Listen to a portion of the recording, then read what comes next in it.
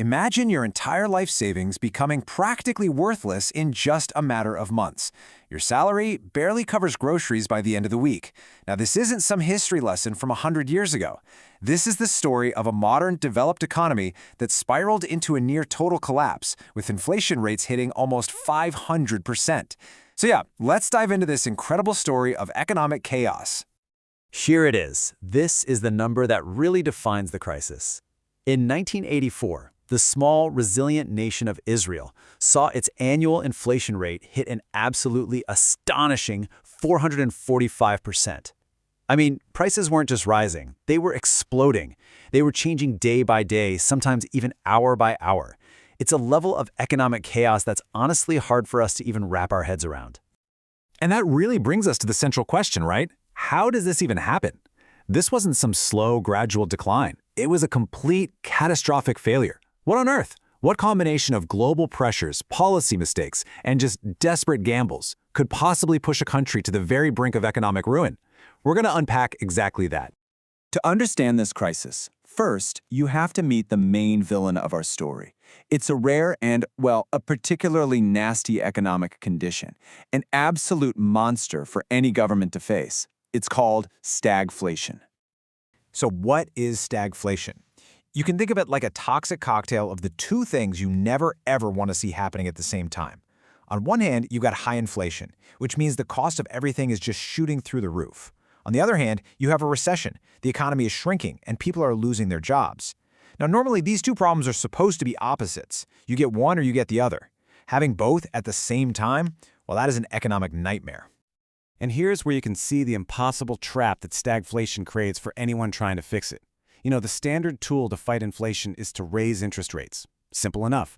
But that slows the economy down and makes unemployment worse. Okay, so what about the recession? Well, the standard tool to fight a recession is to lower interest rates. But that just pours gasoline on the fire of inflation. The treatments are completely contradictory. You're stuck. You're trapped. So, faced with this impossible choice, Israeli leaders, well, they made a fateful decision. They chose to prioritize jobs over prices. They decided, we're going to fight the recession and essentially let inflation run wild and hope we can somehow manage it. So the crucial thing to understand is this was a deliberate choice. A choice that would set the stage for a decade of pure chaos. So that brings us to the first major tool policymakers use to try and keep the economy afloat. Now, it's a strategy that seems totally logical on the surface, but it has a hidden, really dangerous side effect. They decided to deliberately weaken their own currency. This was the devaluation dilemma. And the thinking behind it went something like this. If you devalue your currency, make it cheaper compared to the US dollar, then your country's products become cheaper for the rest of the world to buy.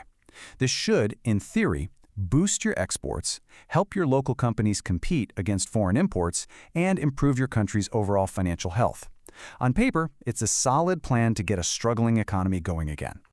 But here comes the twist. The very same inflation that the government had decided to just let run wild, it was secretly sabotaging their main economic strategy. It was like a hidden attack that was canceling out all of their efforts.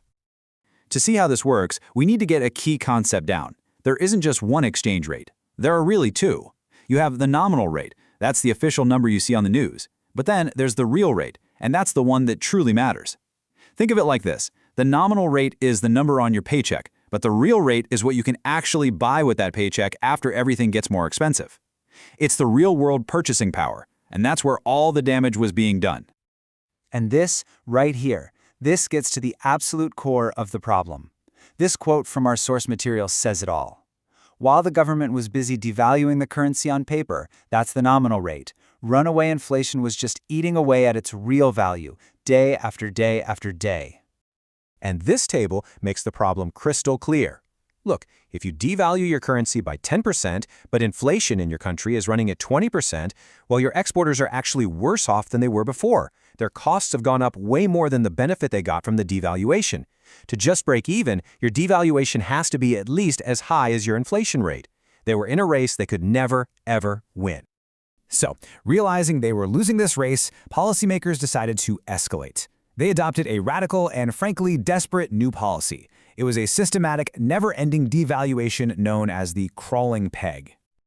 A crawling peg is pretty much exactly what it sounds like.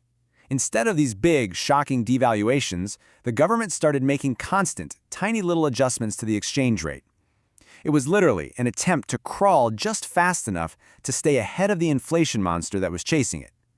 A managed decline, month after month. And this wasn't just a simple peg to the US dollar either. To try and make it more stable, they pegged the shekel to a whole basket of major world currencies, the German mark, the British pound, the French franc. It just goes to show you the technical sophistication of the plan, even as the underlying economy was completely spiraling out of control. And what this created was just this relentless cycle. Every single month, the government would measure the terrifyingly high inflation rate. Then they'd announce another devaluation. We're talking around 2% every single month to try and compensate. And then they'd just do it all over again the next month. It was an economy trapped on a treadmill, running faster and faster just to stay in the exact same place. So what happens when an entire economy is built on a foundation that's so frantic and unstable? Well, eventually the system just breaks. So let's look at the real-world chaos that came out of this decade-long economic experiment. The period from 1975 to 1985 was just one massive economic shock after another. In 1977, a disastrous attempt at liberalizing the markets backfired badly. In 1980, they actually had to replace the currency, the lira, with the shekel. Then in 1983, a massive bank shares crisis just wiped out the savings of thousands of people. And all of this built up and culminated in that peak inflation of 445% in 1984. The damage to the country was immense. I think the most telling sign was the dollarization of the economy. Now, that's when people completely abandon their own currency and just start using a more stable foreign one, like the US dollar, for daily life. This led to a complete loss of faith in their own money. It seriously damaged economic growth, and it caused the government's budget deficit to explode to an unsustainable 15% of the entire economy. This quote, wow, it paints such a vivid picture of what daily life was like. When your own country's money is losing value that fast, you just stop using it. People started pricing everything in a stable currency, the US dollar. Apartments, cars, major business deals, everything was quoted and often paid for in dollars. It was a massive vote of no confidence in their own economy. Which leaves us with a final, crucial question. The devaluation, the crawling peg, these were all desperate solutions.